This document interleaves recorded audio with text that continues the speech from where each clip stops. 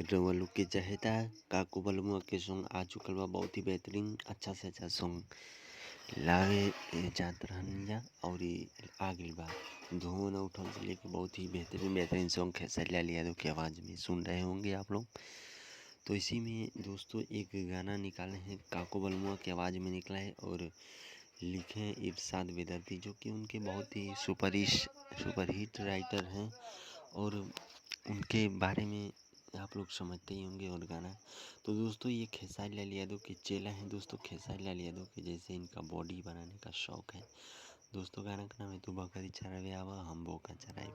कुछ इस तरह का सॉन्ग है दोस्तों, आप लोग देख सकते हैं। इसका ऑडियो सॉन्ग आ चुका है जो कि आप लोग देख सकते हैं। बताते हैं दोस्तों, वीडियो पे अंत तक बने रहेगा। एक छोटी सी रिक्वेस्ट है दोस्तों, वीडियो को लाइक कर दीजिए, चैनल पे पहली बार हैं तो सब्सक्राइब करके बेल आइकन प्रेस कर दीजिए दोस्तों।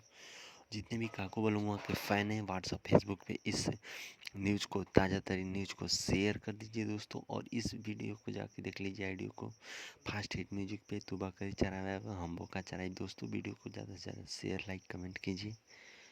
इस वीडियो को कम से कम ज़्यादा से ज़्यादा लोगों के पास शेयर कीजिए। धन्यवाद, थैंक्स फॉर वॉचिंग।